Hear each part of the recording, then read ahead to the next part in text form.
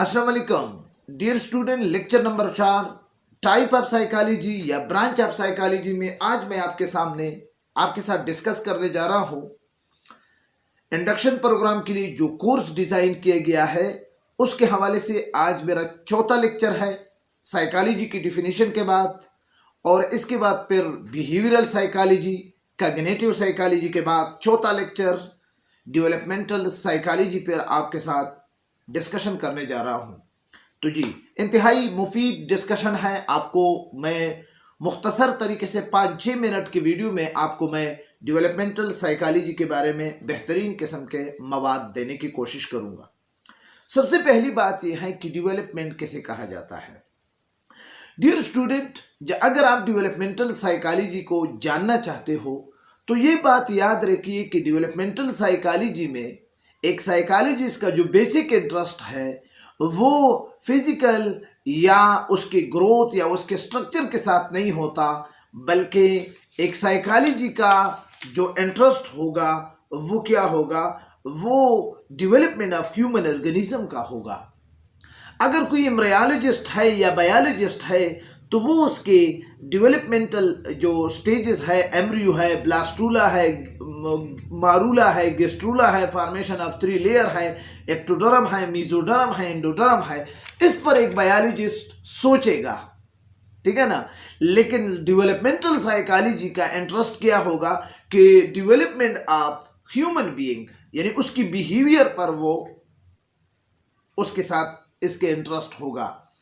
ये बात याद रखिए कि डेवलपमेंटल साइकोलॉजी को समझने के लिए आपको डेवलपमेंट का लफ्ज़ अगर आपको क्लियर इस पर कंसेप्ट हो तो फिर इंशाल्लाह आपको बहुत आसानी से डेवलपमेंटल साइकोलॉजी की समझ आ जाएगी। तो मैं मुख्तसरन डेवलपमेंट और ग्रोथ पर आपको रोशनी डालता हूं। डेवलपमेंट क्या है? ये एक इंटरनल इन नेचर है, ठीक है ना। और जबकि ग्रोथ क्या है? ये एक्सटर्नल इन नेचर है।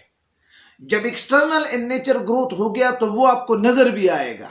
मिसाल के तौर पर एक साइज में लंबा है, एक साइज में छोटा है, तो आपको क्लियर कट डायरेक्टली आप इसको ऑब्जर्व कर सकते हो।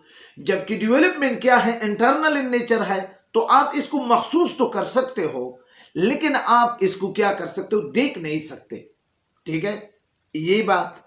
इसके अलावा ग्रोथ क्या है? बहुत रैपिड होगा एक खास एज में, जैसे 40 साल के बाद ग्रोथ स्टॉप हो जाता है। जबकि डेवलपमेंट क्या है? स्लो स्पीड के साथ थ्रू आउट द लाइफ जारी रहता है। डेवलपमेंट क्या है? ये प्रोडक्ट है हेरिडिटी और एनवायरनमेंट का। ये लफ्ज अगर आपने सीख लिया कि डेवलपमेंट क्या है, it is the product of heredity and environment. यानी हेरिडिटी क्या है? जो आपकी डीएनए में जो कैरेक्टर है उसी के मुताबिक डेवलपमेंट होगी, और एनवायरनमेंट में आपको जिस तरह का एनवायरनमेंट मिला है तो इन दोनों के मजमूए से डेवलप बनता है। और डेवलपमेंट क्या है? इसके आप कैन बी प्रिडिक्टेड, यानी आप पेशेंगोई कर सकते हो कि ये बच्चा अगर इसी तरह डेवलप हो रहा है तो इंशाल्लाह ये मुस्तकबिल करीब में डॉक्टर बन जाएगा, ये मुस्तकबिल करीब में सीएसएस कर लेगा। तो इसी तरह आप प्रिडिकेशन कर सकते हो। दूसरा है डेवलपमेंट क्या है? डेवलपमेंट इज ऑर्डरली, यानी ये क्या है? जर्नल टू स्पेसिफिक है। स्पेसिफिक, इसका response general to specific response होगा। पहले मिसाल के तौर पर अगर एक स्टूडेंट को आप कह रहे हो कि बच्चा आप हंसो, तो वो लाजमी तौर पर बगैर सोचे वो हंसेगा, लेकिन जब आहिस्ता आहिस्ता इसका एज बढ़ जाएगा तो फिर वो ये महसूस कर लेगा। फिर आप उनसे इसी तरह बात कहे कि आप हंसो जरा, तो वो कहेगा कि आपकी दिमाग ठीक है, मैं क्यों हंसूं। तो यानी from general to specific response ये करेगा। इब्तदाई स्टेज में वो कम समझता है, उसकी फीलिंग भी कम होंगे, उसकी थिंकिंग भी कम होगी, उसकी इंटेलिजेंस भी कम होगी, उसकी मेमोरी भी कम होगी। लेकिन एट द एंड स्टेजेस पर क्या होगा? उसका सब कुछ स्पेसिफिक होगा, थिंकिंग पावर भी ज्यादा होगा, बात करने का सलीका, काम करने का ढंग, और इसी तरह राय। मिसाल के तौर पर हम छोटे बच्चे को जब केजी में दाखिल करते तो उस वक्त राइटिंग, लर्निंग और इसके मेमोरी स्केल, यानी कुछ नहीं होता, ये कुछ नहीं जानता, लेकिन आफ्टर 5 to 6 ईयर वो राइटिंग स्किल भी और रीडिंग स्किल भी और लर्निंग स्किल भी वो हासिल कर लेते हैं। तो डेवलपमेंटल साइकोलॉजी एक्चुअली इस पर डिस्कशन करता है कि ये बच्चे ने कैसे सीखा, ठीक है ना। इसकी डेवलपमेंट आप देख रहे हो कि ये पहले घर से जब आ रहा था तो राइटिंग नहीं कर सकता था, अब कर सकता है। ये पहले रीडिंग नहीं कर सकता था, अब कर सकता है। ये पहले नहीं सीख सकता था, अब कर सकता है। This is called psychology, developmental psychology. इसी डेवलपमेंट पर डेवलपमेंटल साइकोलॉजी में डिस्कशन होती है, ठीक है ना।